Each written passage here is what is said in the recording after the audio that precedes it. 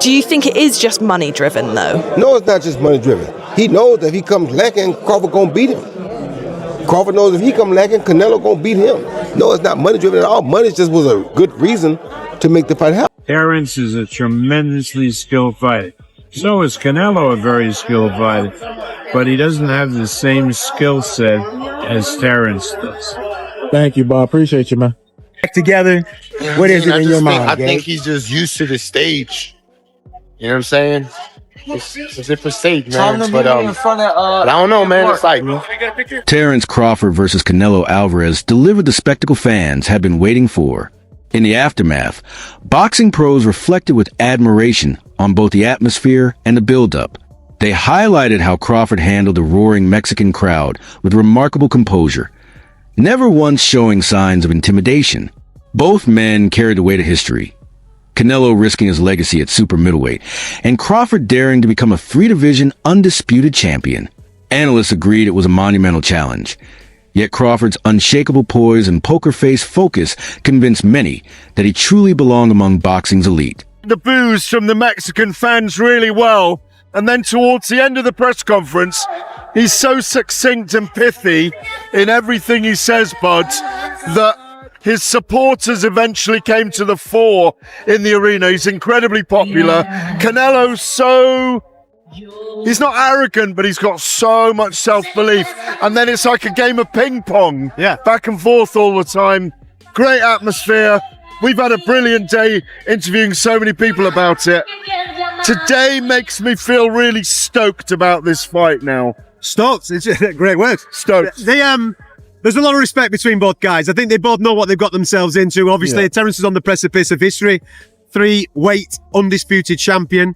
Not been done in the modern era. And obviously Canelo Alvarez, he's taking a big risk here. He's fighting what everybody's saying is the smaller guy. But when he was up on that stage, both guys paying an awful amount of respect to each other, both admitting that this is a 50-50 and could go either way. Yeah, no nostalgia. They were asked about nostalgia and the biggest fight of their lives. Neither man wants to think about those things. They know they've got an elitist fighter in front of them. Canelo, like you say, has his legacy to lose in many ways that he's created in recent times at super middleweight, being undefeated in that division for 6.5 years against a guy that's come up from lightweight. Let's not forget that he beat Ricky Burns to win the world title at the beginning. It's a massive ask for Terence Crawford still, but there's that feeling in all of us that he is capable of doing it, and he presents that the whole time. He's got this poker face. He's got this ability to respond in the right way to everything. Crawford, even at the higher weight, proved he could earn Canelo's respect by standing firm in exchanges rather than backing away. He refused to adopt a purely defensive, Mayweather-like style, instead staying true to his own identity, blending sharp counters with calculated movement. Canelo's relentless pressure and trademark power were constant reminders of his dominance at super middleweight. Yet Crawford's composure and adaptability underscored his greatness. The fight carried echoes of Canelo's past battles, but the intensity made this clash feel truly unique. At 168 pounds. It is going to be a bit of a mystery how he comes into this weight class.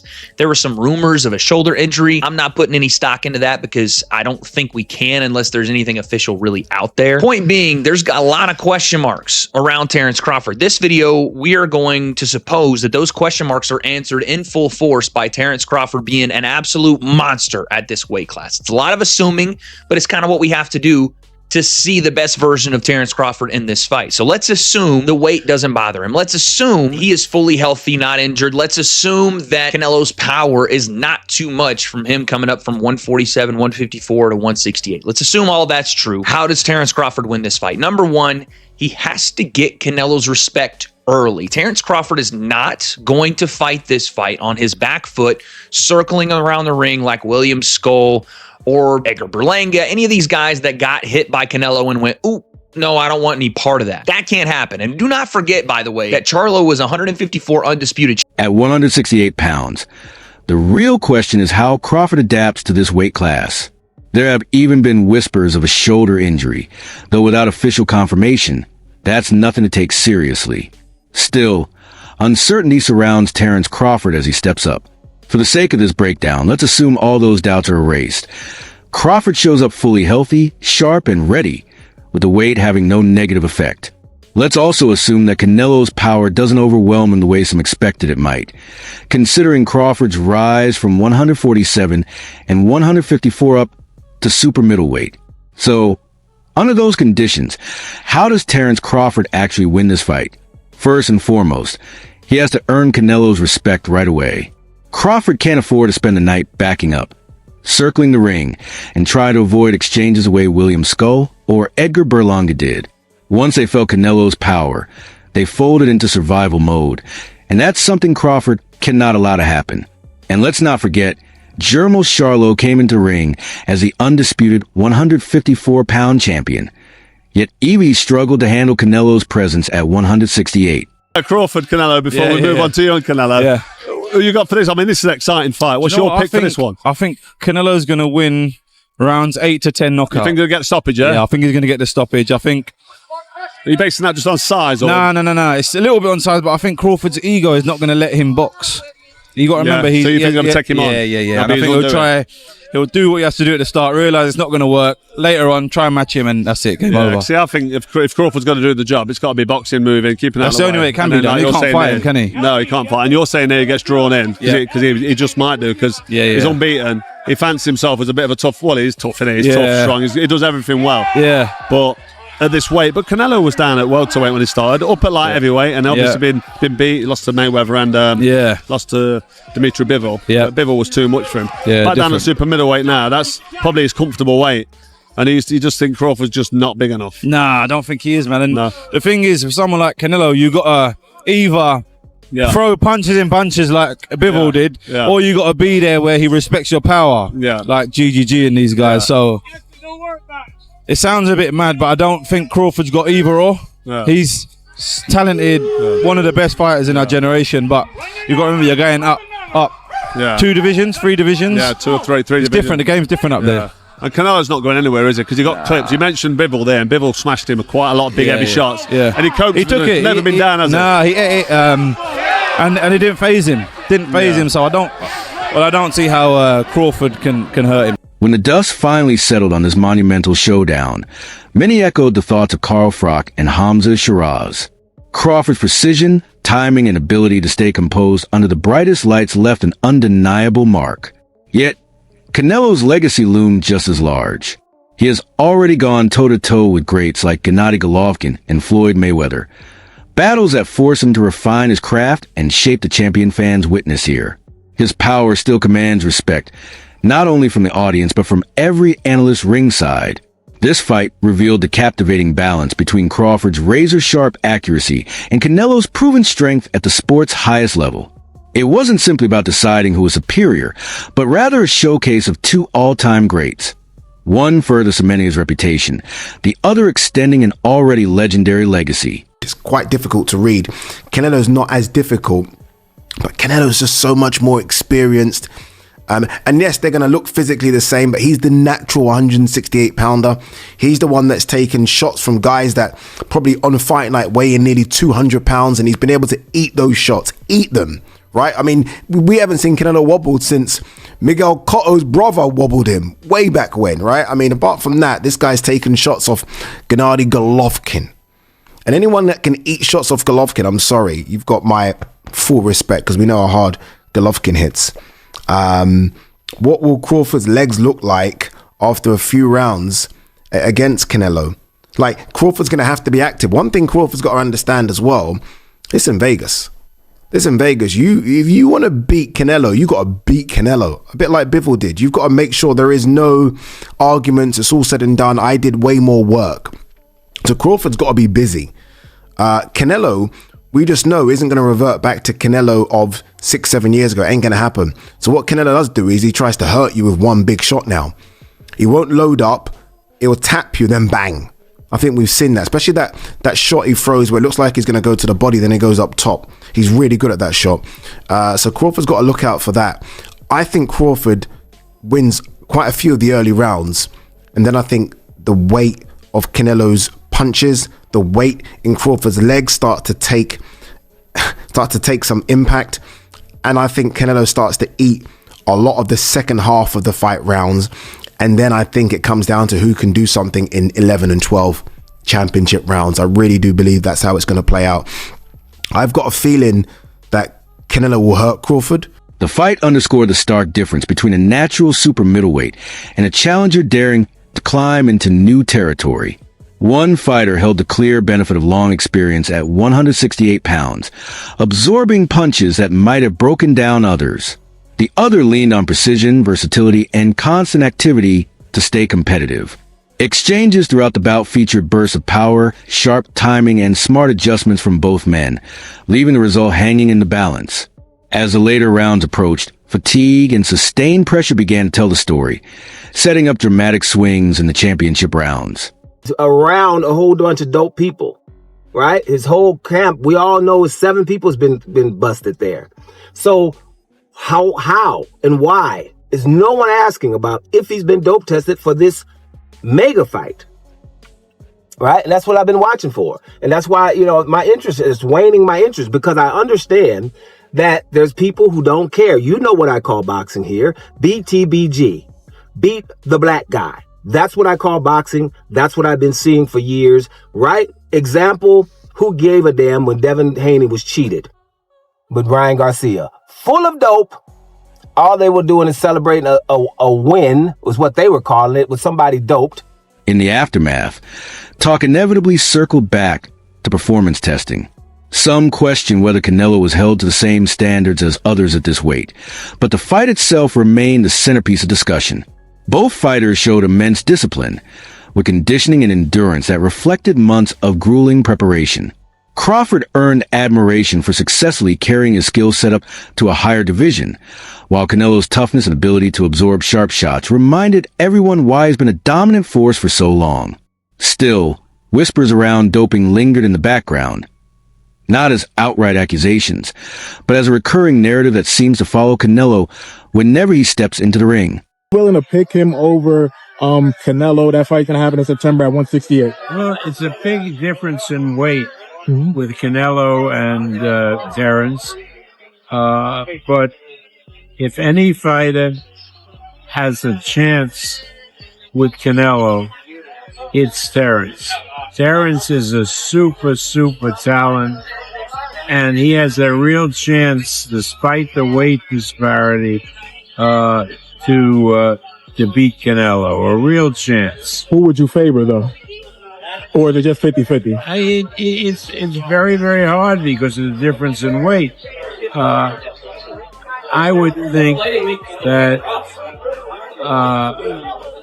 if I had to bet the fight, that I would bet Terence, because Terence has more skills than Canelo. But he's given away a lot of weight, a lot of real weight. So that matters. But again, Terence is a tremendously skilled fighter. So is Canelo a very skilled fighter. But he doesn't have the same skill set as Terence does. Bob Arum's reflections summed up the heart of what unfolded in the ring. Crawford displayed his trademark ring IQ, blending sharp offense with smart defensive adjustments. Canelo, on the other hand, relied less on the speed and flash of his younger years and more on the depth of his experience. There were stretches where Canelo leaned on ringcraft rather than high volume, carefully pacing himself to create the perfect openings for his power shots. Crawford, by contrast, carried the aura of a man intent on proving that skill and precision can transcend weight divisions. The fight became a contrast of styles, the hunger of a fighter pushing boundaries versus the maturity of a seasoned champion. Arum noted that while Canelo's tools have evolved, he's no longer the whirlwind of combinations from his early days, but a patient strategist who knows how to navigate the biggest moments. The atmosphere inside the arena served as a reminder how accustomed Canelo is to performing under the brightest lights. I feel like it's leaning towards Canelo, man. Really? Yeah. And what gives you that feeling when you think about it? Is it just, is it the way he looks? Is it the way they interact together? Yeah, what is it in your mind? I think he's just used to the stage. You know what I'm saying? It's a different stage, man. But I don't know, man. It's like I said, Crawford that dude. But I don't know, man. I think Canelo gonna get it. Is there anything that you feel like Terence is giving off that makes you feel like maybe the moment is too big, in your opinion, having seen it time and time again, or is it just a gut feeling you have? No, man, I just think, man, that, it's just comfortability, like as far as weight and, activity. Canelo's been active. And, I don't know, man. It's hard to be on your A game when you ain't fighting over a year. So, especially when you fight top level. What makes it difficult when you've been out for a year? Because timing. What is it about coming back? It's just that timing. We're going up. Yeah. It's that timing, you know what I'm saying? It's like Gabriel Rosado's remarks struck a chord as fans watched a fighter who has headlined the sport's biggest stages for more than a decade. Canelo's composure under the spotlight was unmistakable. The moment never seemed too big for him. At the same time, Crawford proved he wasn't fazed either, carrying himself with a steady calm that showed he belonged on a stage of this magnitude. In boxing, experience often dictates how fighters respond when the pressure peaks, and this clash had no shortage of tense moments. What the audience witnessed were two athletes not just battling, but performing with poise beneath the brightest lights. Morning weigh-in? Yeah, we just stepped away from he just stepped on the scale, 167.5. Crawford has the same weight. Interesting. And so they both seem to be in great shape. Canelo is ready. He is mentally ready as well, in a great mood. Feels strong, looks strong, and is ready to perform. My prediction, Canelo stoppage 8. It's a great fight, two great fighters. What do you think? How does this fight unfold? Yeah, I could see that somewhere between the 8th and the 10th. It's just like, I'm not so sure that that Crawford moving up to weighing in at 167.5 pounds is really the smartest move, because I believe that Crawford is not going to win the fight based on weight. Canelo is the bigger, stronger guy. So I think what Crawford did by actually coming in so high, he gave up some of his advantages, such as speed. So I personally think that was not a smart move, but hey, we'll take it. You've known Canelo for many, many years, almost 20 years, 19 years. Tell me about the first time you ever met him and his route to where he is right now. It's funny. We actually were looking the other day at some old pictures, and I shared them with Canelo. It was he was 17 years old. It was in downtown Los Angeles at the Fiesta Broadway event, the big Hispanic festival, where he showed up with Chepo and with Eddie, and my kids were there, my 3 sons, my wife, and they were like, Richard Schaefer's reflections on Canelo's career brought a deeper sense of meaning to the event. From a teenage prospect breaking into the sport to a global superstar, Canelo's evolution was once again on full display. At 168 pounds, his frame looked perfectly natural, a testament to how long he has reigned in this division. Facing him across the ring was Crawford, whose decision to climb through weight classes symbolized both ambition and bravery. The contrast between them told a powerful story. On one side, the young prodigy who matured into a legend, and on the other, the relentless champion daring to push his limits. The fight itself became a stage where both of these journeys converged. And he brings that level of motivation. But do you think it is just money driven though? No, it's not just money driven. He knows that if he comes lacking, Crawford gonna beat him. Crawford knows if he comes lacking, Canelo gonna beat him. No, it's not money driven at all. Money just was a good reason to make the fight happen. And you ask, why did he take Crawford instead of anybody else? Because this is the best money opportunity, but it's also a better situation if you look at the whole dynamics of it. Canelo gets to be the big guy. Yeah. In a fight where he can make the most money he probably ever made. Yeah. Why would you not want that? You understand me? So no, money only incentive, but why would I not take a fight where I'm the bigger guy? You understand me? And this guy is good, don't get it wrong, which is what gets you out of bed every day. This guy is the only guy in the 4-belt era to be unified champion in 2 weight classes. If you ain't getting your behind up out of bed for him, then you don't get up out of bed for nobody. Yeah. Look, you talk there about Crawford being the bigger guy. Everyone's really... No, Canelo being the bigger guy. Sorry, about Canelo being the bigger guy. Everyone's really kind of hung up on the fact that Crawford's obviously coming up 2 weight divisions. But you've said before that he naturally walks around heavier than people kind of think, that actually it's not so much about him coming up, it's about the fact that he's not boiling down as much as before. So do you think the weight is as much of a factor as people are saying it is? No, I don't. I love guys like Crawford who follow blueprint that I set. I set that blueprint to put in their heads that just because the guy's bigger don't mean you got to lose to him. When I came in to fight Jerome Reese, I gave up a lot of weight. You understand me? But because I had the technique and the skill and the punching power to get my respect, I was able to win the fight. And I did that so that people can understand that just because the guy's bigger than you don't mean that he got to be able to beat you. Roy Jones Jr. summed up Crawford's mindset with pinpoint accuracy. For Crawford, this fight was never about the payday. It was about proving himself against one of the sport's most accomplished champions.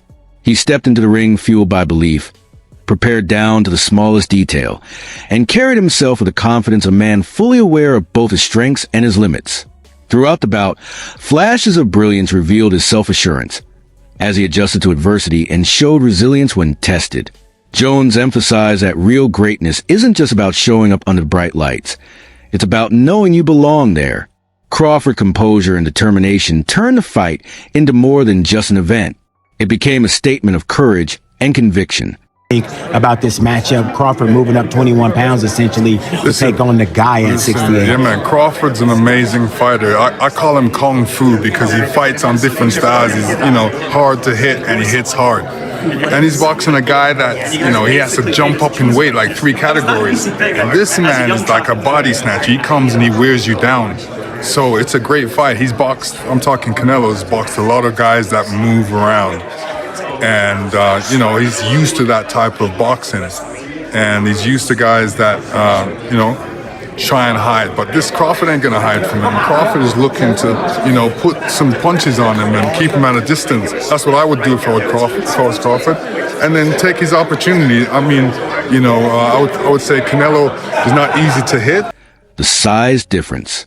Canelo's natural strength at super middleweight is well known, and he's repeatedly proven his ability to handle bigger, heavier punchers. Crawford, despite moving up in weight, demonstrated sharpness, speed, and enough power to earn respect inside the ring.